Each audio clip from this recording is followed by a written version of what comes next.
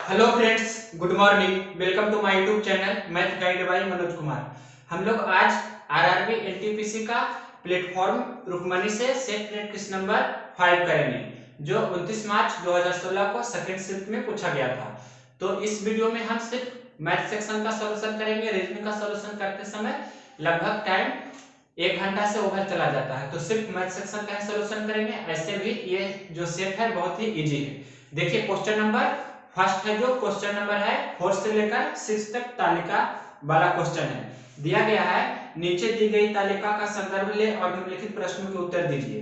Question बोल रहा है पुरुष प्रतिभागियों की संख्या कुल प्रतिभागियों की आधी है, अभिनय के क्षेत्र में केवल पुरुष प्रतिभागी है। इस प्रकार से क्वेश्चन का आपको तालिका दिया गया है। जैसे क्षेत्र पंजाब है, बंगाल है, केरल है और टोटल मिलाकर कुल दिया गया है इस प्रकार से। जैसे गायन के क्षेत्र में पंजाब से 60 है, पुरुष और स्त्री दोनों मिलाकर, पश्चिम बंगाल से 46 है, केरल से 74 है और टोटल गायन के क्षेत्र में मिलाकर कितना है 180।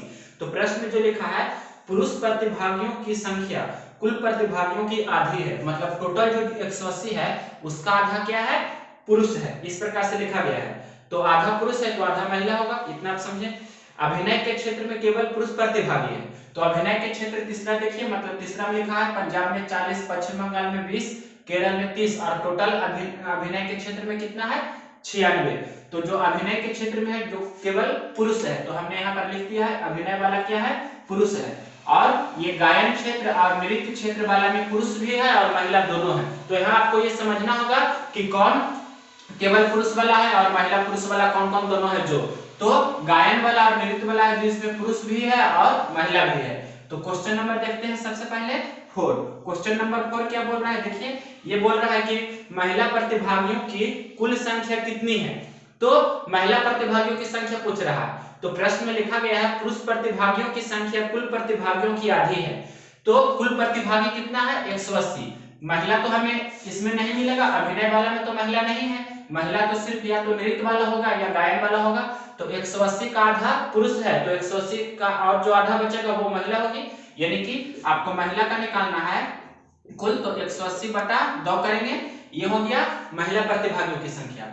और नृत्य के क्षेत्र में कितना है, ये तो 180 बटा 2 हुआ गायन के क्षेत्र में महिला की संख्या, और नृत्य के क्षेत्र में महिला की संख्या कितना होगा, टोटल है 284, तो 284 बटा 2 मतलब इसका आधा करेंगे।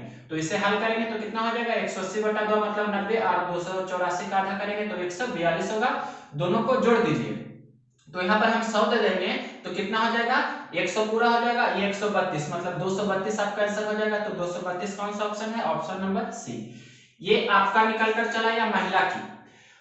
क्वेश्चन नंबर ये था 4 का सी हो गया। उसके बाद देखिए क्वेश्चन नंबर 5। क्वेश्चन नंबर 5 बोल रहा है कि पुरुष प्रतिभागियों की संख्या अधिकतम संख्या किस राज्य में है, पुरुष प्रतिभागी। तो सबसे पहले अभिनय वाला में देखिए, अभिनय वाला में 40 ये जो है पुरुष ही है, ये भी पुरुष है और ये भी पुरुष है, और 96 जो टोटल है ये पुरुष ही है। आपको प्रश्न में लिखा गया है अभिनय के क्षेत्र में जो है कुल के कुल पुरुष ही है, लेकिन ये सभी में तो पुरुष है आधा आधा सभी में। जैसे 180 का आधा टोटल 90 पुरुष है, तो ये सभी का आधा आधा करते हैं, मतलब ये 30 पुरुष इसमें है पंजाब में, इसमें 46 का आधा 23 पुरुष है, 74 का 37 हो जाएगा पुरुष, केरल में 37 पुरुष है, इसमें 60 है, इसमें 37 है और इसमें 45 पुरुष है। तो पूछ रहा है प्रश्न में कि पुरुष प्रतिभागियों की अधिकतम संख्या किस राज्य में है। तो देखिए कौन सा सबसे अधिक आपको लग रहा है, तो 60 है जो सबसे अधिक है। तो 60 कौन सा राज्य में है, केरल राज्य में है, मतलब केरल। तो कौन सा ऑप्शन है, केरल है, जो ऑप्शन नंबर सी, मतलब 5 का आपका हो जाएगा सी, केरल राज्य में है जो पुरुष प्रतिभागियों की संख्या सबसे ज्यादा है। इसके बाद ये हो गया क्वेश्चन नंबर 5 के बाद देखिए क्वेश्चन नंबर 6। क्वेश्चन नंबर 6 बोल रहा है पुरुष प्रतिभागियों की कुल संख्या कितनी है। तो पुरुष प्रतिभागियों की कुल संख्या पूछ रहा है। प्रश्न में लिखा गया है इस प्रकार से पुरुष प्रतिभागियों की संख्या कुल प्रतिभागियों की आधी होती है। तो कुल प्रतिभागी तो पहले कितना है 180, आपको निकालना है कुल पुरुष, कुल पुरुष निकालना है यहाँ पर। तो क्या होगा 180 का आधा सबसे पहले गायन के क्षेत्र में हो जाएगा, आधा पुरुष और आधा महिला है। उसी प्रकार से ये 284 का आधा करेंगे तो ये क्या हो जाएगा आधा पुरुष हो जाएगा, मतलब नृत्य के क्षेत्र में जितना 284 है तो 284 का आधा है कितना हो गया 142 हो गया, जो नृत्य के क्षेत्र में हो गया पुरुष। और अभिनय के क्षेत्र में टोटल जो 96 है, ये टोटल का टोटल क्या है, पुरुष ही है, तो यहाँ पर 96 लिख देंगे। ये दोनों का सम हमने ऊपर किया है तो 232 आया है, मतलब 232 प्लस 96 हम जोड़ेंगे तो यहाँ पर कितना हो जाएगा, 6 2 8 9 3 12 2 1 3, मतलब 328। तो 328 है जो टोटल पुरुष है इसमें, तो 328 कौन सा ऑप्शन है, 328 है जो ऑप्शन नंबर ए है। इस प्रकार से ये तालिका से संबंधित प्रश्न क्वेश्चन नंबर 4 से 6 तक था, उसे हमने कंप्लीट किया। अब देखते हैं नेक्स्ट क्वेश्चन, देखते हैं क्वेश्चन नंबर 11 नंबर क्वेश्चन बोल रहा है दो नंबरों का अनुपात 7:12 है, मतलब दो संख्या है, पहली संख्या को हमने रोमन अंक में मान लिया ये, दूसरी संख्या ये, दोनों का अनुपात दिया है 7:12 इस प्रकार से। आगे प्रश्न में लिखा गया है यदि दोनों अनुपातों में 7 जोड़ दिया जाए तो अनुपात 7:11 हो जाता है, मतलब दोनों में 7 जोड़ देते हैं तो अनुपात 7:11 हो जाता है। तो आपको ये आना चाहिए बनाने के लिए इस प्रकार से कि यहाँ पर एक कंसेप्ट होता है कि जब आपके प्रश्न में जोड़ा जाए या घटाया जाए तो क्या करते हैं, अंतर को समान करते हैं। तो यहाँ पर 7 और 12 का अंतर कितना है, जो देखिए 7 और 12 का अंतर कितना है 5, यहाँ पर 7 और 11 का अंतर कितना है 4, तो इसे समान करेंगे। तो कैसे समान करेंगे अंतर को, तो 5 और 4 का एलसीएम कितना होता है, 5 और 4 का एलसीएम होता है 20, मतलब 5 को 20 बनाना है तो 4 से गुना करेंगे, मतलब इसमें भी 4 से करना होगा, इसमें भी 4 से करना होगा गुना। फिर 4 को 20 बनाना है तो 5 से गुना करना होगा, तो इसमें भी 5 से करेंगे और इसमें भी 5 से, मतलब ये हो गया 28, ये हो गया 48, ये हो गया 30, 7 5 35 और ये हो गया 55। तो यहाँ से देखिए 28 से कितना हो रहा है 35, तो कितना 7 बढ़ रहा है, 48 से हो रहा है 55, तो यहाँ भी 7 बढ़ रहा है। यानी कि आपके जो प्रश्न बोल रहा है कि यदि अनुपातों में 7 जोड़ दिया जाए तो 7:11 हो जाता है, और एक्चुअल में भी 7 ही बढ़ रहा है, तो आपका ये स्टेटमेंट सही है। तो पूछ रहा है कि छोटी संख्या ज्ञात करें, तो छोटी संख्या 28 हो जाएगा और बड़ी संख्या पूछता तो 48 हो जाता, मतलब 28 आपका आंसर हो जाएगा। या ऐसे भी बना सकते हैं कि 7 रेशियो का वैल्यू कितना दिया गया है आपके प्रश्न में 7, तो 1 रेशियो का वैल्यू कितना होगा 1, तो 28 रेशियो का वैल्यू कितना होगा 28। सिंपल क्वेश्चन है, इसमें कुछ भी डाउट नहीं होना चाहिए। तो ये 28 आपका ऑप्शन नंबर कितना है, छोटी संख्या 28 है, जो ऑप्शन नंबर बी हो जाएगा 28। इसके बाद देखिए क्वेश्चन नंबर 11 के बाद क्वेश्चन नंबर आपका मैथ वाला है question number 17, question number 17 number question के पहले 16 नंबर भी क्वेश्चन है जो साधारण ब्याज और चक्रवृद्धि ब्याज का मिक्सिंग क्वेश्चन है। क्या कह रहा है कि सिर्फ साधारण ब्याज का है, एक निश्चित साधारण ब्याज की दर पर एक राशि 8 वर्ष में स्वयं का 3 गुना हो जाती है। तो किसी राशि का 3 गुना हो जाना, 3 गुना हो जाना मतलब ब्याज कितना हुआ 3 गुना, तो उससे एक का मतलब 200%, 5 गुना हो जाता तो ब्याज कितना होता 400%, 9 गुना हो जाता तो ब्याज कितना होता 800%। इतना पहले आना चाहिए आपको। और एक फार्मूला ये भी आना चाहिए कि दर बराबर क्या होता है, ब्याज परसेंट बटा टाइम, या टाइम बराबर क्या होता है ब्याज परसेंट बटा दर। बस ये दोनों का यूज करके आप किसी भी प्रश्न को तुरंत बना सकते हैं। देखिए जैसे क्वेश्चन हम बना रहे हैं, क्वेश्चन नंबर 16 का सॉल्यूशन है कि एक निश्चित साधारण ब्याज की दर पर एक राशि 8 वर्ष में स्वयं का 3 गुना हो जाता है। तो कितना रेट से 3 गुना हो रहा है, मतलब टाइम आपको निकालना है, तो 3 गुना हो जाता है, तो ब्याज परसेंट कितना हुआ 3 गुना मतलब 200%, कितना 8 वर्ष में हो रहा है, तो आपको रेट यहाँ पर से निकालना होगा 8 वर्ष में, तो 8 से डिवाइड कर देंगे, मतलब रेट निकालना है तो क्या करेंगे ब्याज परसेंट बटा टाइम, तो इसे हल करेंगे तो कितना हो जाएगा 25%, 25 इस प्रकार से होता है, कैसे कर सकते हैं, तो रेट हो गया 25%। आगे प्रश्न में बोल रहा है फिर कि सामान्य ब्याज दर पर इसी राशि का 5 गुना होने में कितना समय लगेगा। अब की बार टाइम पूछ रहा है, तो टाइम बराबर क्या होता है ब्याज परसेंट बटे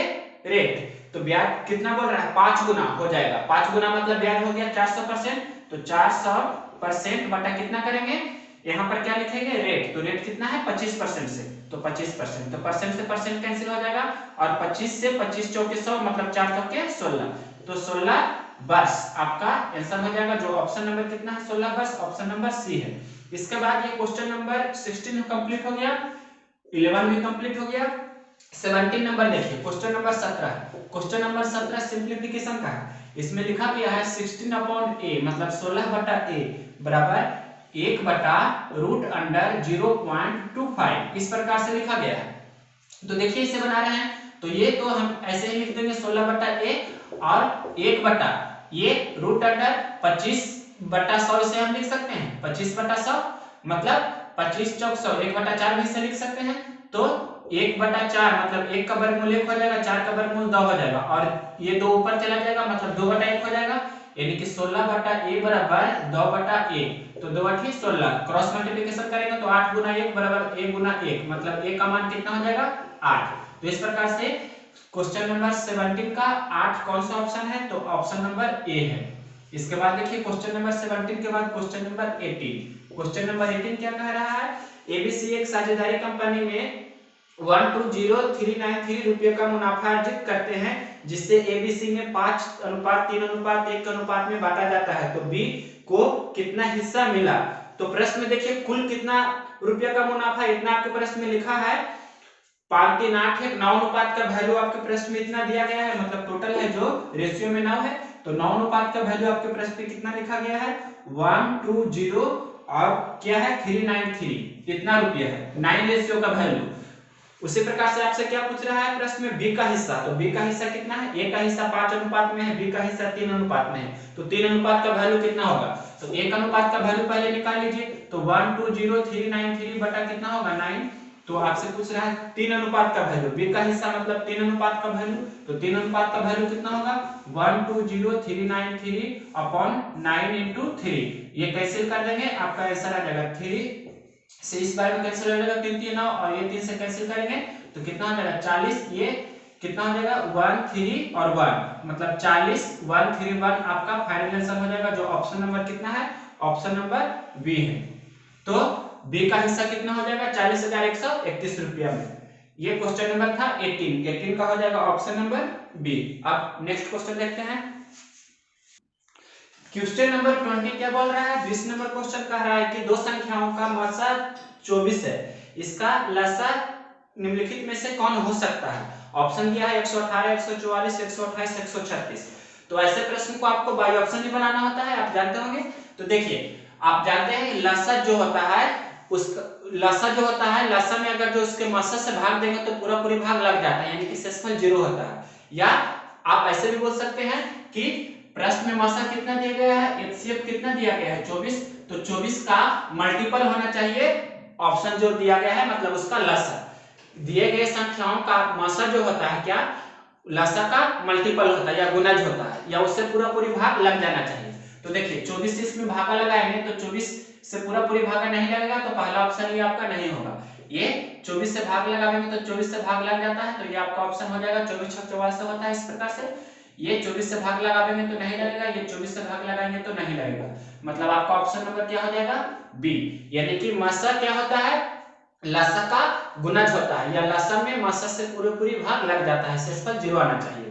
तो ऑप्शन नंबर आपका हो जाएगा बी। इसके बाद देखिए क्वेश्चन नंबर 20 के बाद आपका क्वेश्चन नंबर है 24 नंबर क्वेश्चन क्या बोल रहा है, ये कह रहा है कि एक दुकानदार अपने सामान पर क्रय मूल्य से 25% अधिक मूल्य अंकित करता है और अंकित मूल्य पर 25% की छूट देता है, तो कुल लाभ या हानि परसेंट कितना हुआ।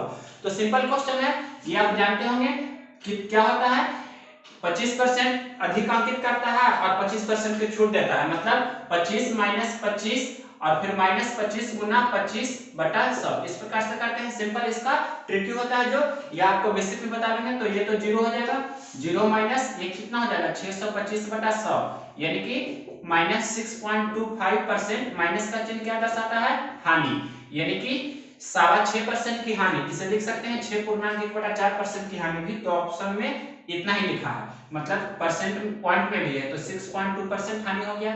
या इसका दूसरा तरीका देख लीजिए मेथड सेकंड। मेथड सेकंड अगर जो ये नहीं आता होगा तो मेथड सेकंड देखिए क्या बोल रहा है प्रश्न में कि क्रय मूल्य से 25% अधिक मूल्य अंकित करता है, तो क्रय मूल्य हम मान लेते हैं 100, क्रय मूल्य 100 मान लिए, तो 25% अधिक अंकित कर रहा है। 25% अधिक मतलब क्या हो गया, क्रय मूल्य 100 है तो अंकित किया है कितना 125, कितना समझे।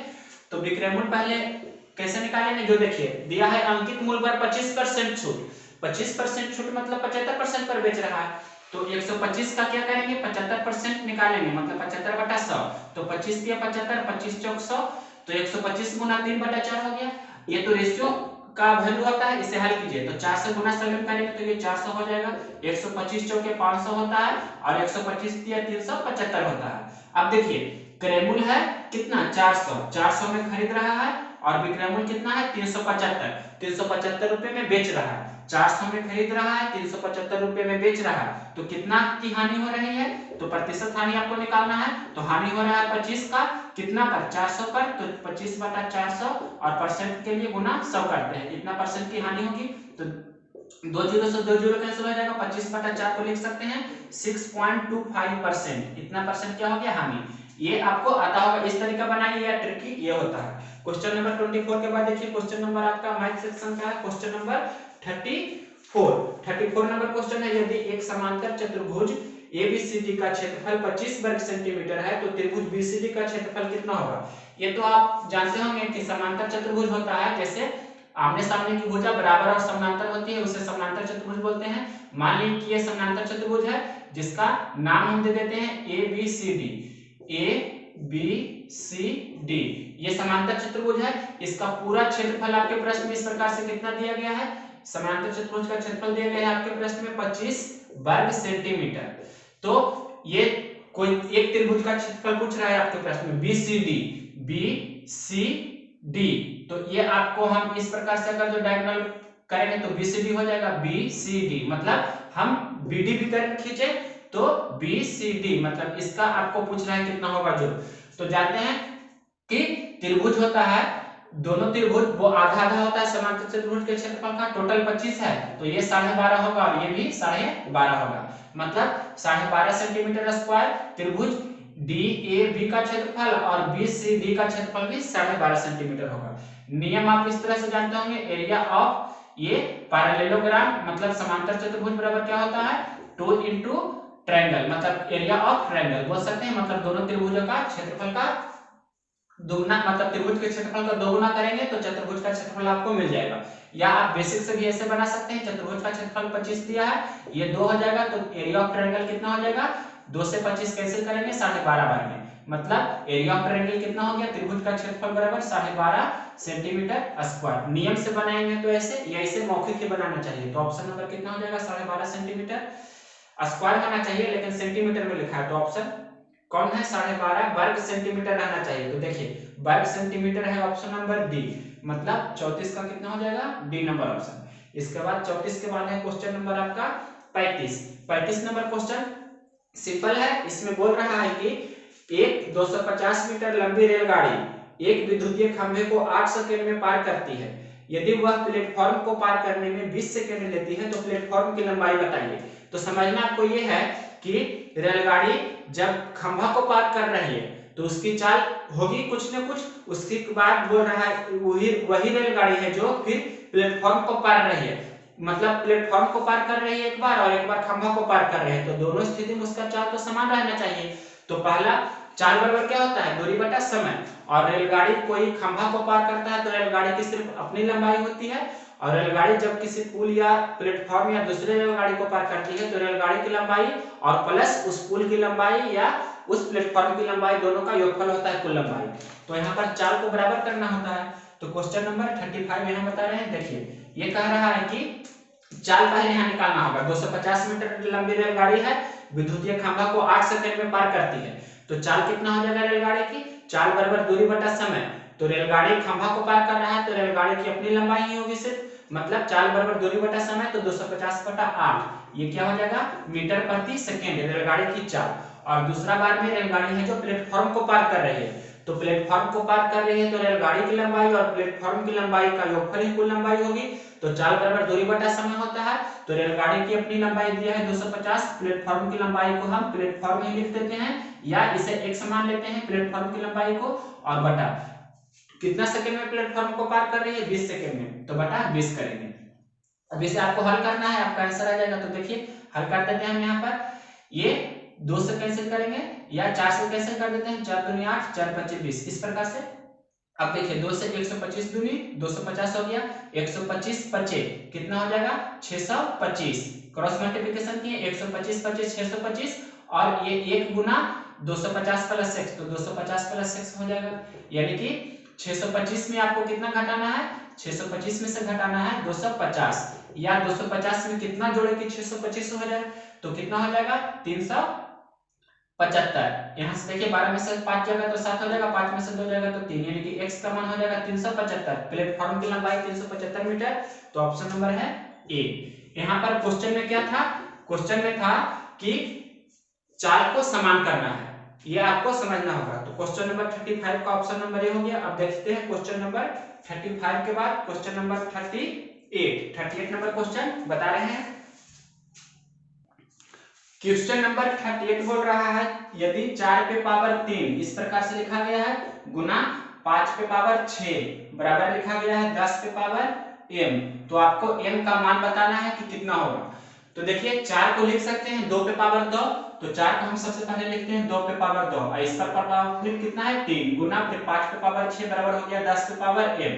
अब देखिए पावर पावर गुना होता है, मतलब 2 गुना 3 कितना हो जाएगा, 3 गुना 2 6, तो 2 पे पावर 6 हो गया गुना 5 पे पावर 6, यहाँ पर 10 है तो 10 पे पावर m लिखेंगे। अब आधार सेम, आधार डिफरेंट हो पावर अलग अलग हो, मतलब ये नियम आप जानते हैं a पर पावर m गुना b पर पावर m, तो इसे लिख सकते हैं पावर यहाँ समान है तो आधार को गुना कर देंगे a गुना b, इस पर पावर m हो जाएगा। ये इस रूल का हम यहाँ यूज कर रहे हैं, मतलब 2 गुना 5 पर पावर कितना हो जाएगा 6 बराबर 10 पे पावर m। 2 गुना 5 को 10 बोलते हैं तो 10 पे पावर 6 बराबर 10 पे पावर m। अब यहाँ पर एक फॉर्मूला घातांक करने का और लगेगा, मतलब जब आधार समान हो मतलब a पर पावर b बराबर a पर पावर ही रहना चाहिए कुछ c, तो यहाँ पर से क्या हो जाएगा b बराबर c, मतलब जब आधार समान हो और पावर डिफरेंट हो तो पावर समान होता है। तो यहाँ पर से m का मान कितना हो गया 6, तो 6 कौन सा ऑप्शन है देख सकते हैं, m का मान 6 है जो ऑप्शन नंबर बी है, मतलब 38 का हो जाएगा ऑप्शन नंबर बी। इसके बाद 38 के बाद देखिए क्वेश्चन नंबर 40 नंबर क्वेश्चन क्या बोल रहा है, निम्नलिखित आंकड़ों का बहुलक 52 है 52 है तो x का मान निकालिए। बहुलक क्या होता है, दी गई संख्याओं में जो संख्या जितना ज्यादा बार होता है वही बहुलक होता है। तो इसमें देखिए 52 45 49 54 56 52 x माइनस 3 और 56, तो इसमें 52 है जो 2 बार है तो 52 की बहुलक होने की संभावना ज्यादा है, तो 52 x का मान निकालना है तो x माइनस 3 बराबर 52 हम रख सकते हैं, मतलब x माइनस 3 बराबर 52, मतलब बहुलक है जो 52 है।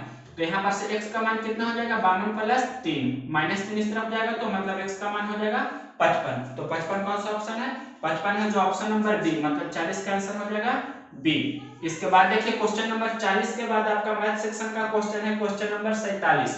क्वेश्चन नंबर 47 ध्यान से देखिए, ये आपका डाटा इंटीग्रेशन का है, मतलब डीआई का है। निम्नलिखित चार्ट कक्षा के छात्रों द्वारा खेले गए खेलों को दर्शाता है। यदि 165 छात्र डी खेल खेलते हैं तो विद्यालय में छात्रों की कुल संख्या कितनी है। तो आपके प्रश्न में बाई अक्ष पर नंबर ऑफ स्टूडेंट्स है, मतलब विद्यार्थियों की संख्या परसेंटेज में है, और एक्स एक्सिस पर खेल का नाम दिया गया है, मतलब गेम ए गेम बी, मतलब खेल का प्रकार। तो पहला खेल खेल रहा है जो कितना 20 और 25% के बीच में है, उसी प्रकार से गेम 2 खेल रहा है, मतलब दूसरा खेल खेल रहा है जो टोटल 20% है, और गेम सी खेल रहा है जो 10% है, गेम डी खेल रहा है जो कितना है 15% है। तो आपके प्रश्न में लिखा गया है कि 165 छात्र डी खेल खेलते हैं और यहाँ पर प्रतिशत में कितना है 15%, यानी कि 15% का वैल्यू 165 है, 15% का वैल्यू आपके प्रश्न में कितना दिया गया है 165, तो 1% का वैल्यू कितना होगा 165 बटा 15, और कुल विद्यार्थियों की संख्या मतलब 100% होता है, तो 100% का वैल्यू कितना हो जाएगा 100% का वैल्यू होगा 165 बटा 15 गुना 100, ये हो जाएगा आपका टोटल नंबर ऑफ स्टूडेंट्स। तो 15 11 कितना होता है 165, तो 11 गुना 100 1100 टोटल स्टूडेंट्स है, तो 1100 है जो आपके कौन सा ऑप्शन है 1100 है जो ऑप्शन नंबर ए है, मतलब 47 का ऑप्शन नंबर ए हो जाएगा आंसर। 47 के बाद देखिए क्वेश्चन है आपका मैथ का क्वेश्चन नंबर 51 नंबर क्वेश्चन बोल रहा है 51 नंबर ये है x% का 15% बराबर 1.2%, तो x का मान निकालना है। x% का 1 लिखा गया है, x% का 15% बराबर है 1.2%, इसे हल करना है। तो देखिए x% को लिखेंगे x बटा 100, 15% को लिखेंगे 15 बटा 100 और 1.2% को लिखेंगे 1.2 अपन 100, मतलब 100 और दशमलव हटाएंगे तो एक जीरो नीचे और होगा, तो 1 2 3 जीरो से बराबर किस तरफ 3 जीरो कैंसिल हो गया, और भी कैंसिल कर सकते हैं 5 दूनी 10, यहाँ पर से 5 तिया 15 और 5 दूनी 10, मतलब क्रॉस मल्टीप्लिकेशन करेंगे ये 3 चौक 12 तो कितना हो जाएगा 4 दूनी 8, यानी कि x का मान कितना हो जाएगा 8। तो 8 कौन सा ऑप्शन है देख सकते हैं, 8 है जो आपका ऑप्शन नंबर सी है। मतलब क्वेश्चन नंबर 51 का सी नंबर ऑप्शन आपका आंसर होगा। 51 के बाद देखिए question number 54, question number 54 number question क्या कह रहा है, ये है यहाँ पर चावल के 3 ढेर है जिनका वजन 120 किलो, 144 किलो और 204 किलो है। मतलब कहीं कोई जगह है वहां पर चावल के 3 ढेर है। पहला ढेर का वजन है 120 केजी, दूसरा ढेर का वजन है 144 केजी और तीसरा 204 केजी। एक बैग की अधिकतम क्षमता ज्ञात करें ताकि प्रत्येक ढेर के चावल को बैग की सटीक संख्या में पैक किया जा सके। अधिक क्षमता वाला वैसा बैग चाहिए जिसमें तीनों जो 120, 144, 204 किलो का है वो उसमें समा सके। तो अधिक से अधिक का मतलब क्या होता है, HCF हाईएस्ट कॉमन फैक्टर, यानी कि आपको कितना का 120, 144, 120 है, 144 है और 204 है, इसका आपको मासा निकालना है। तो मासा भी हमें निकालने की जरूरत नहीं, बाई ऑप्शन ही चलना है। तो इसका मासा निकालना है तो ऑप्शन देखिए, ऐसे प्रश्न को भी हम बाई ऑप्शन बना सकते हैं। तो पहला ऑप्शन में कितना है, ऑप्शन दिया गया है 12, 10, 15, 18, 12, 10, 15, 18। तो मासा क्या होता है, मासा दिए गए संख्याओं का वैसी संख्या होता है जिससे पूरा पूरी डिविजिबल हो जाना चाहिए या बड़ा बड़ा वह फैक्टर होना चाहिए कि जो दिए गए संख्याओं से पूरा पूरा उसमें भाग लग जाना चाहिए। तो 12 से सब में भाग लगाकर देखते हैं तो 12 दहम 20 होता है, 12 12 84 होता है और 12 एकम 12, 8 और 4 तो 62 84, मतलब 12 गुना 17 करेंगे तो 204 हो रहा है। तो आपका 12 मासा हो सकता है।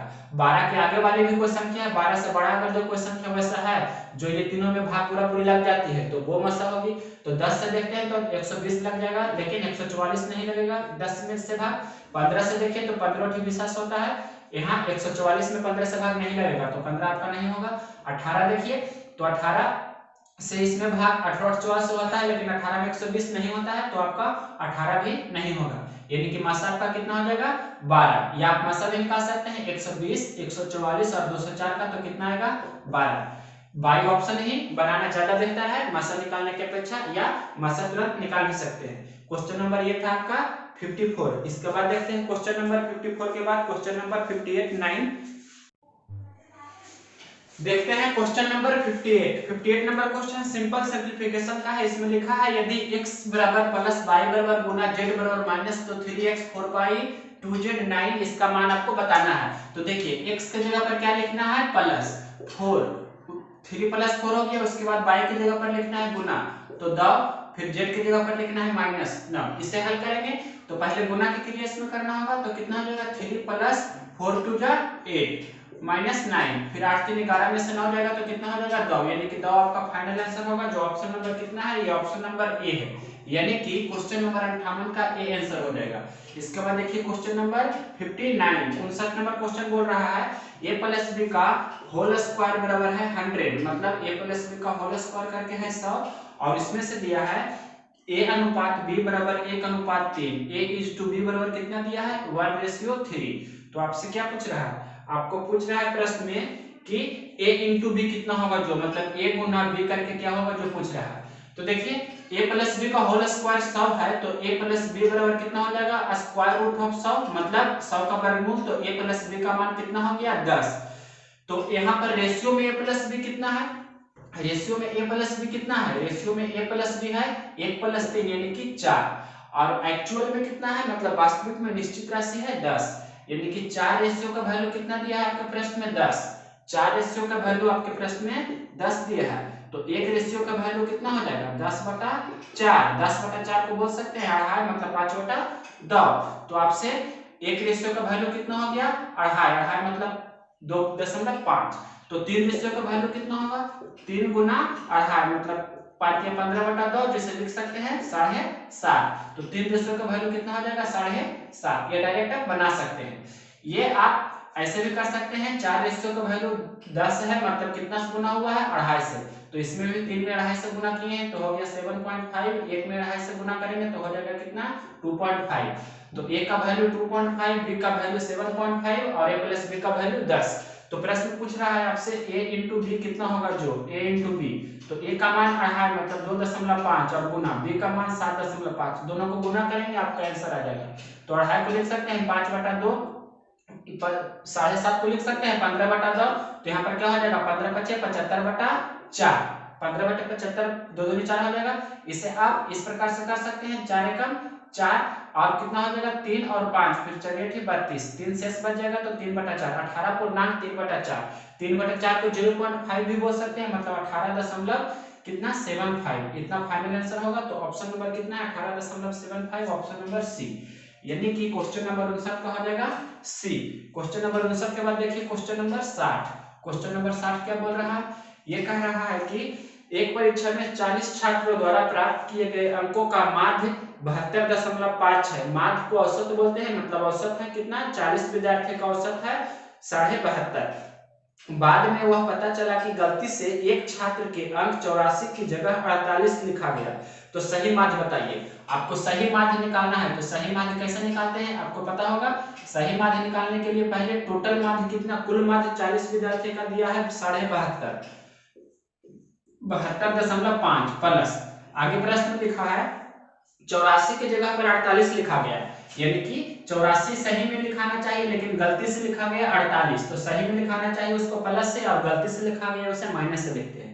तो ऐसा 40 विद्यार्थी के लिए हुआ तो बटा 40, मतलब ये औसत हो गया।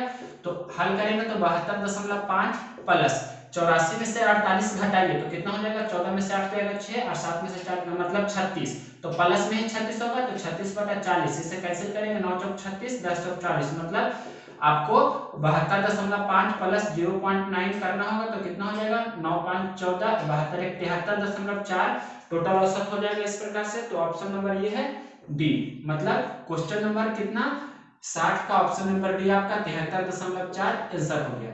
इसके बाद क्वेश्चन नंबर 60 के बाद नेक्स्ट क्वेश्चन देखते हैं।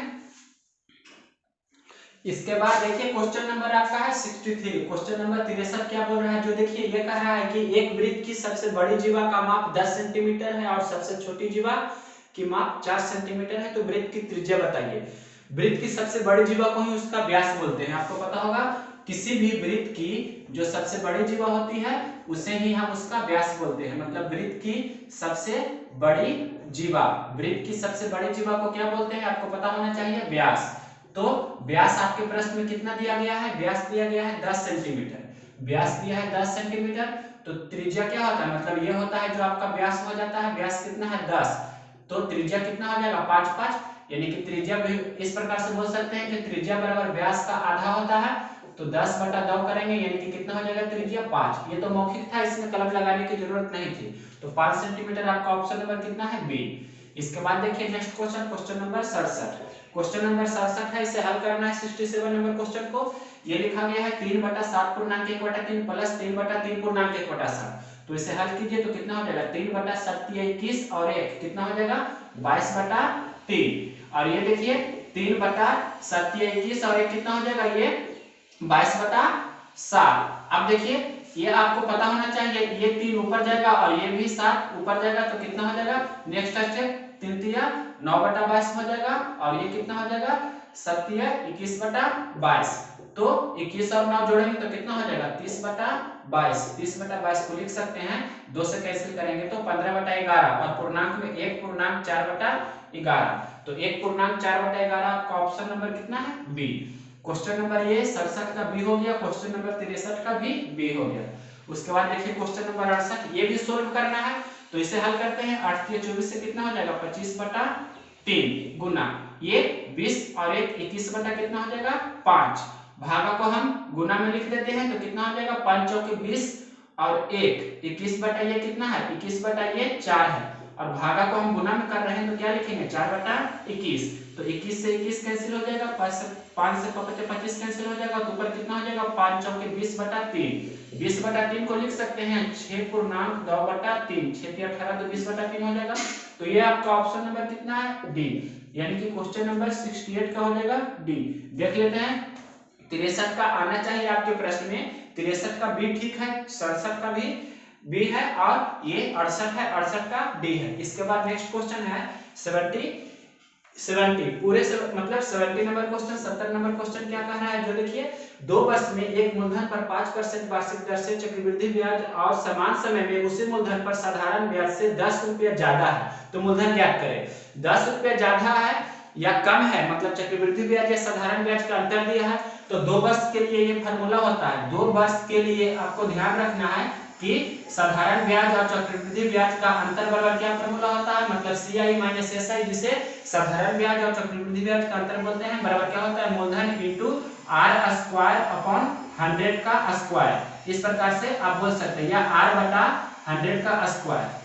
तो देखिए आपके प्रश्न में दिया है अंतर कितना दिया है, 10 रुपये ज्यादा है, मतलब अंतर दिया है 10, तो 10 बराबर लिखेंगे मूलधन गुना R कितना दिया है 5%, तो 5 बटा ये 100 हो जाएगा इतना का स्क्वायर। अब हल कर देते हैं, आपका आंसर हो जाएगा तो 10 बराबर, यहाँ देखिए P गुना ये हो जाएगा 25 बटा 100 गुना 100, इसे हल कीजिए तो 25 चौके 100, तो 4 गुना 100 गुना 10 क्रॉस मल्टीप्लिकेशन होगा, मतलब P का मान कितना हो गया 4000, तो P का मान 4000 हो गया। ये कौन सा ऑप्शन में है देख सकते हैं, आपका मूलधन 4000 है, जो आपका ऑप्शन नंबर सी है, यानी कि क्वेश्चन नंबर 70 का आंसर आना चाहिए सी। तो देख लेते हैं क्वेश्चन नंबर 70 का आपका आंसर है सी, ठीक है। क्वेश्चन नंबर 70 के बाद नेक्स्ट क्वेश्चन देखते हैं। देखिए क्वेश्चन नंबर इसके बाद 70 के बाद क्वेश्चन नंबर 74, क्वेश्चन नंबर 74 क्या बोल रहा है, ए और बी की आयु का अनुपात 1:2 है। 2 व्यक्ति है ए और बी, उसकी आयु का अनुपात है 1:2। ये है का मतलब क्या हुआ, वर्तमान समय में ए और बी की आयु का अनुपात 1:2 है, तो वर्तमान समय को हम लोग 0 से लिखते हैं। 7 वर्ष बाद उनकी आयु का अनुपात 3:5 हो जाएगा। 7 वर्ष बाद को +7 से दिखाएंगे, उनकी आयु का अनुपात कितना हो जाता है 3:5, मतलब 3:5। तो प्रश्न में आपको ये पता होना चाहिए, प्रॉब्लम बेस्ड ऑन एज, आयु से संबंधित प्रश्न में जब अलग अलग समय का अनुपात दिया रहे तो क्या करते हैं, अंतर को समान करते हैं। तो 1 और 2 का अंतर कितना है, 1, 3 और 5 का अंतर 2 है, तो 1 को 2 बनाना है, मतलब इसमें 2 से गुना करेंगे, तो इसमें भी 2 से और इसमें भी 2 से, मतलब ये हो जाएगा 2:4। अब देखिए 2 से 3 हो रहा है, मतलब रेशियो में 1 बढ़ रहा है, 4 से 5 हो रहा है, रेशियो में 1 बढ़ रहा है, और वर्तमान से 60 वर्ष बाद, तो यहाँ पर 60 वर्ष की वृद्धि हो रहा है, यानी कि 1 अनुपात का वैल्यू कितना दिया है प्रश्न में 7, यानी कि 1 अनुपात का वैल्यू 60 वर्ष आपके प्रश्न में दिया गया है। तो क्या पूछ रहा है आपके प्रश्न में कि उनकी वर्तमान आयु बताइए, तो वर्तमान आयु कितना है 2 और 4 है, तो 2 अनुपात का वैल्यू कितना हो जाएगा 2 गुना 7, और यहाँ पर से 4 अनुपात का वैल्यू कितना हो जाएगा, तो 4 गुना 7। तो इस प्रकार से आप तुरंत बना सकते हैं, तो 2 गुना 7 कितना हो जाएगा 14, और 4 गुना 7 कितना हो जाएगा 28, यानी कि 14 और 28 आपका फाइनल आंसर हो जाएगा। तो ऑप्शन नंबर कितना है, ये ऑप्शन नंबर आपका ए है, यानी कि क्वेश्चन नंबर 74 का आपका ऑप्शन नंबर ए आंसर हो जाएगा। इसके बाद देखिए क्वेश्चन नंबर ये था 74, फिर देखिए क्वेश्चन नंबर 75, ये आपका है कि 22 सेंटीमीटर परिधि वाले वृत्तकार क्षेत्र का क्षेत्रफल कितना होगा। तो वृत्त की परिधि बराबर आप क्या जानते हैं, वृत्त की परिधि बराबर जानते हैं 2πr, तो परिधि लिया है 22, तो 2π का मान 22/7 और r को ऐसे ही रहने दिए, तो 22 से 22 कैंसिल हो जाएगा, तो 2/7 गुना r है, तो r का मान कितना हो जाएगा, इस तरफ जाएगा 2/7, तो 7/2 हो जाएगा, मतलब जिसे बोल सकते हैं 3.5 भी, या ऐसे ही रहने देते हैं फ्रैक्शन में ही। तो वृत्त का क्षेत्रफल क्या होता है, वृत्त का क्षेत्रफल होता है πr स्क्वायर, मतलब पाई का मान 22/7 दिए, r स्क्वायर मतलब 7/2 को 2 बार लिखेंगे गुना में, 1 7 से 1 7 कैंसिल हो जाएगा, 2 से 11 दूनी 22, 11 7 77/2, तो 38 दूनी 76 होता है, मतलब 38.5 या 38.1/5 बोल सकते हैं। सेंटीमीटर स्क्वायर या मीटर है तो मीटर स्क्वायर, सेंटीमीटर है तो सेंटीमीटर स्क्वायर होगा, यानी वर्ग सेंटीमीटर।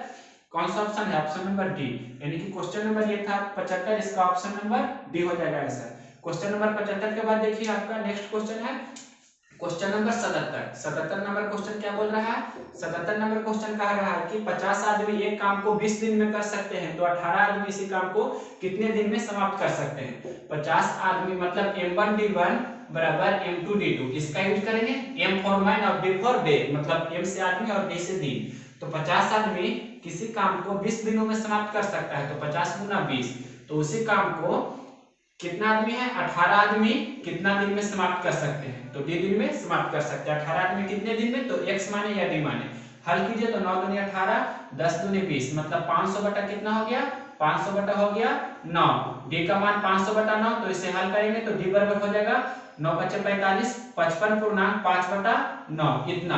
तो ये आपका कौन सा ऑप्शन है देख सकते हैं, option number D. Question number ये था 77। इसके बाद नेक्स्ट क्वेश्चन देखते हैं क्वेश्चन नंबर 82 क्या कह रहा है, सिंपल इसे सरल करें, मतलब सरल करना है, सिंपलीफिकेशन करना है। a पर पावर 6 गुना a पर पावर -4 भागा a पर पावर 3 है। तो देखिए a पर पावर 6 ये हमने ऐसे लिखा, गुना a पर पावर -4 ऐसे लिख सकते हैं, a पर पावर 4 भागा को गुना में लिखेंगे तो क्या हो जाएगा 1 बटा a पर पावर 3। अब देखिए a पर पावर 6 बटा a किसे लिख लिया हमने, तो अंश में हो गया a पर पावर 6 और नीचे a पर पावर 4 गुना a पर पावर 3 तो a पर पावर 7। तो a पर पावर 7 नीचे है तो ऊपर a पर पावर 6 है, नीचे a पर पावर 1 गुना a पर पावर 6 हमने लिखा, तो a पर पावर 6 से a पर पावर 6 कैंसिल हो जाएगा, तो 1 बटा a पर पावर 1 मतलब a, तो 1 बटा a आपका आंसर हो जाएगा, जो ऑप्शन नंबर कितना है 1 बटा a देख सकते हैं, ये ऑप्शन नंबर है सी।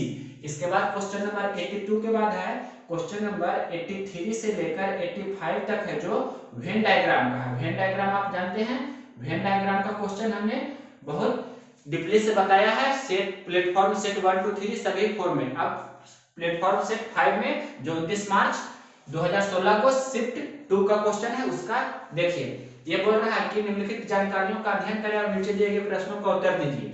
40 विद्यार्थियों की कक्षा में 24 विद्यार्थी खो खो, 20 विद्यार्थी कबड्डी तथा 38 विद्यार्थी कोई भी खेल नहीं खेलते हैं। मतलब टोटल नंबर ऑफ स्टूडेंट्स एक आयत के अंदर हम ले लेते हैं, टोटल नंबर ऑफ स्टूडेंट्स कितना है 40, मतलब टोटल 40 विद्यार्थी है। तो दो हम यहाँ पर वृत्त खींच रहे हैं, दो वृत्त में पहला खेल है जो खो खो है, मतलब खो खो एक खेल होता है खो खो, दूसरा खेल का नाम है कबड्डी। पहला खेल है खो खो और दूसरा खेल है कबड्डी। तो खो खो में कितना भी 24 विद्यार्थी खो खो खेलता है, मतलब खो खो खेलने वाले 24 विद्यार्थी हैं और कबड्डी खेलने वाले कितना है 20 विद्यार्थी हैं। कबड्डी खेलने वाले 20 वृत्त, यानी कि पहला वृत्त के अंदर में कितना है 24 और दूसरा वृत्त के अंदर में है 20। और आपके प्रश्न में लिखा है तथा 38 विद्यार्थी कोई भी एक खेल खेल सकते हैं, मतलब या तो खो खो खेल सकता है या कबड्डी खेल सकता है या दोनों खेल सकता है। मतलब आपके प्रश्न में ये जो है पूरा इसका आपको सम दिया है, मतलब कितना, ये आपके प्रश्न में 38 दिया है, या तो खो खो या कबड्डी या दोनों खेलने वाला टोटल मिलाकर 38 है। तो सबसे पहले आपको दोनों निकालना है कि दोनों कितना है, तो दोनों कैसे निकालेंगे, यानी कि 24 और 20, मतलब इस प्रकार से जोड़ेंगे 24 और 20 को और टोटल जो 38 है इसमें से घटा देंगे, तो 24 और 20 कितना हो जाएगा, यहाँ पर से 44 में से 38 घटाइए तो कितना हो जाएगा 6, यानी कि 6 स्टूडेंट ऐसा है जो खो खो भी खेलता है और कबड्डी भी खेलता है। इसके बाद आप केवल खो खो खेलने वाले भी निकाल सकते हैं, तो 24 में से 6 घटा देंगे तो कितना हो जाएगा 18, यानी कि 18 विद्यार्थी ऐसा है जो केवल खो खो खेलता है, और 20 में से 6 घटा देंगे तो केवल कबड्डी खेलने वाला हो जाएगा 14, यानी कि 14 विद्यार्थी ऐसा है जो केवल कबड्डी खेलता है, 18 विद्यार्थी ऐसा है जो केवल खो खो खेलता है, 6 विद्यार्थी ऐसा है जो खो खो और कबड्डी दोनों खेल खेलता है, और टोटल आपके प्रश्न में 40 दिया है, तो 40 में से 38 है जो कबड्डी खो खो या दोनों खेल खेलता है, तो 2 विद्यार्थी ये सब ऐसा होगा जो ना तो कबड्डी खेलता है और ना ही खो खो खेलता है। अब क्वेश्चन देखिए आपका आंसर आ जाएगा। क्वेश्चन नंबर 83 क्या बोल रहा है, जो देखिए 83 नंबर का है कितने विद्यार्थी दोनों खेल खेलते हैं, तो दोनों खेल खेलने वाला कितना है 6, मतलब 6 विद्यार्थी, तो ऑप्शन नंबर कितना हो जाएगा बी। इसके बाद देखिए क्वेश्चन नंबर 84 नंबर क्वेश्चन क्या बोल रहा है, कितने विद्यार्थी कबड्डी नहीं खेलते हैं, कबड्डी नहीं खेलते हैं जो, तो कबड्डी खेलने वाले तो टोटल इतना है, और 18 व्यक्ति ऐसा है जो सिर्फ खो खो खेलता है, मतलब ये कबड्डी नहीं खेलता है, तो 18 व्यक्ति ये और 2 व्यक्ति ये ना तो कबड्डी खेलता है और ना ही खो खो खेलता है, तो कबड्डी नहीं खेलने वाला 2 विद्यार्थी ये हो गया, और खो खो जो खेलता है वो कबड्डी नहीं खेलता है, मतलब 18 और 2 मतलब कितना हो जाएगा 20, यानी कि 20 विद्यार्थी ऐसा है जो कबड्डी नहीं खेलते हैं। तो ऑप्शन नंबर कितना है ये सी नंबर ऑप्शन आपका आंसर हो जाएगा क्वेश्चन नंबर 84 का। इसके बाद देखिए क्वेश्चन नंबर 85, क्वेश्चन नंबर 85 भी भेद आरेख का ही है। ये बोल रहा है कितने विद्यार्थी कोई भी खेल नहीं खेलते हैं, तो 2 विद्यार्थी ऐसा है जो कोई भी खेल नहीं खेलता है, तो 2 कौन सा ऑप्शन में है देख सकते हैं, क्वेश्चन नंबर 85 का 2 है जो ऑप्शन नंबर डी है, मतलब 85 का डी आपका आंसर हो जाएगा। इसके बाद देखिए क्वेश्चन नंबर 85 के बाद आपका क्वेश्चन नंबर 91, क्वेश्चन नंबर 91 है जो आपको ये दिया गया है हाइट एंड डिस्टेंस का सिंपल क्वेश्चन है। एक मीनार के आधार से 20 मीटर की दूरी पर स्थित बिंदु से मीनार की चोटी का उन्नयन कोण 60 डिग्री है, तो मीनार की ऊंचाई बताइए। मान ली कि ये कोई मीनार है और ये जमीन पर कोई बिंदु है, तो बिंदु से इस मीनार का उन्नयन कोण कितना दिया गया है आपके प्रश्न में 60 डिग्री, और यहाँ जो मीनार के आधार है ये प्रश्न में दिया गया है दूरी कितना, देख लीजिए कहाँ दिया, क्वेश्चन नंबर 91 नंबर क्वेश्चन में मीनार के आधार से 20 मीटर की दूरी पर एक बिंदु है जमीन पर। तो मीनार का ये हो गया आधार और ये हो गया जमीन पर कोई बिंदु, तो दूरी कितना दिया है 20। तो आप जानते हैं किसी भी समकोण त्रिभुज में ये तो 90 डिग्री होगा ही, और ये 60 डिग्री, तो ये कितना होगा 30 डिग्री होगा। तो ये 20 रहता है तो ये कितना हो जाएगा 20√3। डायरेक्ट आप बता सकते हैं मीनार की ऊंचाई कितना हो गया 20√3। तो इतना ऑप्शन नहीं दिया है, इसे डेसिमल में करके दिया है। तो 20√3 को करेंगे तो 20 गुना √3 का मान 1.732 होगा, और 17 दूनी 34, 32 दूनी 64, और 1 0 ये, तो 1 2 3 अंक बाद दशमलव देंगे, मतलब 34.64 आपका आंसर हो जाएगा। तो ऑप्शन नंबर देखिए कितना है 34.6, 34.6 आपका ऑप्शन नंबर बी है। यानी कि क्वेश्चन नंबर 91 का कितना हो जाएगा ऑप्शन नंबर बी, 91 का बी देख सकते हैं, 91 का बी रहना चाहिए, ठीक है। 91 के बाद आपका है क्वेश्चन मैथ सेक्शन का क्वेश्चन नंबर 92। क्वेश्चन नंबर 92 यहाँ बता रहे हैं, ये देखिए बोल रहा है कि निम्नलिखित में से कौन सी संख्या एक पूर्ण वर्ग है। तो इसे बाई ऑप्शन टेस्ट करना होगा। पहला ऑप्शन टेस्ट कीजिए, पहला ऑप्शन में कितना है, ये नंबर ऑप्शन में लिखा गया है आपके 0.09, 0.09। तो ये पूर्ण वर्ग है कि नहीं कैसे पता करेंगे, दशमलव हटाइए तो 9 बटा कितना हो जाएगा 100, 9 बटा 100। तो ये पूर्ण वर्ग है कि नहीं, मतलब इसका वर्गमूल पूरा पूरी निकल सकता है कि नहीं।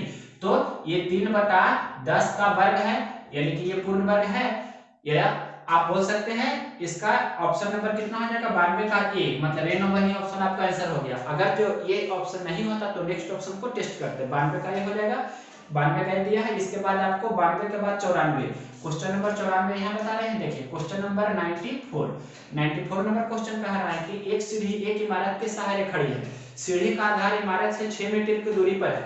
मान लीजिए कि ये कोई इमारत है, यहाँ इस क्वेश्चन 94 को हम थोड़ा इधर बता रहे हैं। क्वेश्चन नंबर 94 देखिए, ये कोई इमारत है और ये जमीन है और ये सीढ़ी है। तो प्रश्न में दिया गया है कि एक सीढ़ी एक इमारत के सहारे खड़ी है, सीढ़ी का आधार इमारत से 6 मीटर की दूरी पर है। ये सीढ़ी है तो सीढ़ी का आधार इमारत से 6 मीटर की दूरी पर है। सीढ़ी इमारत पर 14 मीटर की ऊंचाई तक पहुंचती है, मतलब ये सीढ़ी है जो ये इमारत पर कितना 14 मीटर की ऊंचाई तक पहुंचती है। आगे प्रश्न में क्या बोल रहा है, जो देखिए ये आपके इमारत की लंबाई कितना दिया है आपके प्रश्न में 14 मीटर।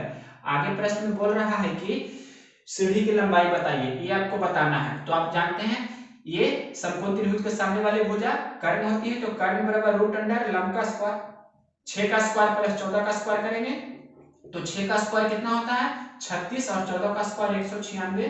तो 36 और 196 का वर्गमूल करेंगे जोड़कर दोनों को, तो जोड़ दीजिए दोनों को, कितना हो जाएगा, तो 6 6 12, और यहाँ कितना हो जाएगा 9 और 3। ये ऐसे भी जोड़ सकते हैं, 96 में 4 दे देंगे तो 200 हो गया, और 36 में 4 कम कर देंगे मतलब 232, डायरेक्ट इसलिए उतना जोड़ने की जरूरत नहीं है। 232, तो 32 में तो 4 होता है ना, 232 4 से कटेगा तो इसको 4 के फैक्टर में तोड़ दीजिए, तो 4 गुना कितना लिखेंगे, तो 4 5 20, 4 गुना 58 लिखेंगे इसे, तो 4 का वर्गमूल 2 हो जाएगा, 58 का वर्गमूल नहीं होगा, तो 4 मतलब 2√58 आपका आंसर हो जाएगा सीढ़ी की लंबाई। तो 2√58 कौन सा ऑप्शन है, ये ऑप्शन नंबर बी, मतलब क्वेश्चन नंबर 94 का आपका ऑप्शन नंबर बी हो जाएगा। 94 के बाद आपका है क्वेश्चन नंबर देखिए 94 के बाद 95, 97, 98, 99, 100, ये 4 क्वेश्चन और है। क्वेश्चन नंबर 95 देखिए, ये बोल रहा है कि एक रेलगाड़ी 160 की स्पीड से चल रही है और इसकी लंबाई 180 मीटर है। रेलगाड़ी द्वारा एक खंभे को पार करने में लगने वाला समय बताइए। आपको कंसेप्ट पता होगा, रेलगाड़ी कोई खंभों को या पोल को या पेड़ को या किसी व्यक्ति को पार करती है तो रेलगाड़ी की सिर्फ अपनी लंबाई होती है, और रेलगाड़ी जब किसी दूसरे रेलगाड़ी को या प्लेटफॉर्म को या पुल को या सुरंग को पार करे तो रेलगाड़ी की लंबाई और उस पुल या सुरंग या दूसरे रेलगाड़ी की लंबाई का योगफल होता है। तो यहाँ खंभा को पार कर रहा है कोई रेलगाड़ी तो सिर्फ रेलगाड़ी की अपनी लंबाई होगी। तो समय निकालने बोल रहा है, तो समय बराबर क्या होता है आप जानते हैं, दूरी बटा 4। समय बराबर होता है दूरी बटा 4। तो आपके प्रश्न में दूरी है जो क्या हो जाएगा सिर्फ रेलगाड़ी की लंबाई, तो रेलगाड़ी की लंबाई कितना दिया गया है आपके प्रश्न में, रेलगाड़ी की लंबाई है 180 मीटर, रेलगाड़ी की लंबाई है 180 मीटर।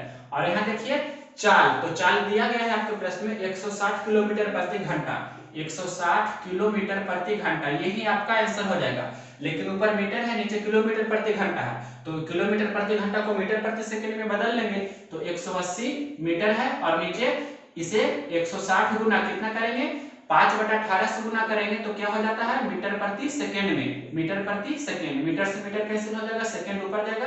और यहाँ देखिए ये 18 भी ऊपर जाएगा, मतलब लिख देते हैं 180 गुना 18 और नीचे कितना हो जाएगा 160 गुना 5, ये 18 ऊपर चला जाएगा आपको पता होगा, और सेकेंड भी ऊपर जाएगा, मतलब इतना सेकेंड हो जाएगा।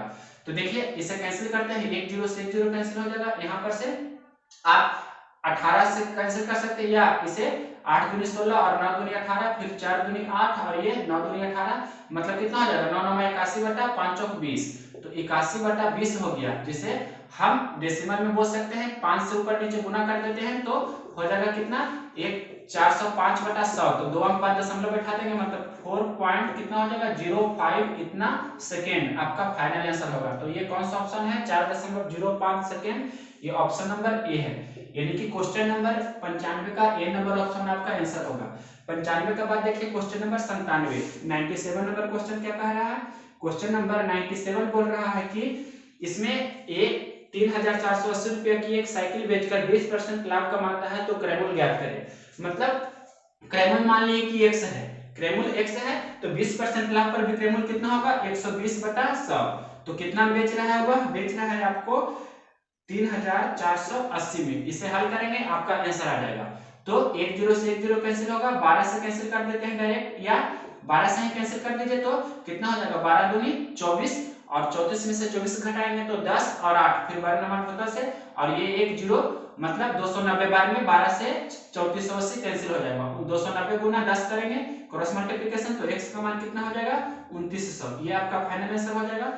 क्वेश्चन नंबर 97 का 2900 ऑप्शन नंबर बी है। या आप इसे ऐसे भी लिख सकते हैं शॉर्ट वे में कि 3480 आपका विक्रैमुल है, तो क्रैमुल निकालना है तो 20% लाभ पर विक्रैमुल कितना होगा 120/100, तो 100/120 ऐसे करते हैं इसे गुना, और इसे हल करेंगे तो आ जाएगा 2900।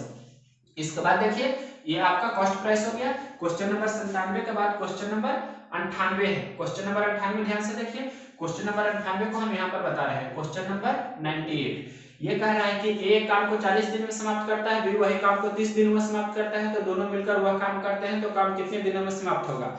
इसका आपको बताए थे सिंपल फार्मूला बाय लॉजिक, या ऐसे भी कर सकते हैं d1 गुना d2 बटा d1 प्लस d2, इसका यूज करेंगे तो तुरंत बन जाएगा।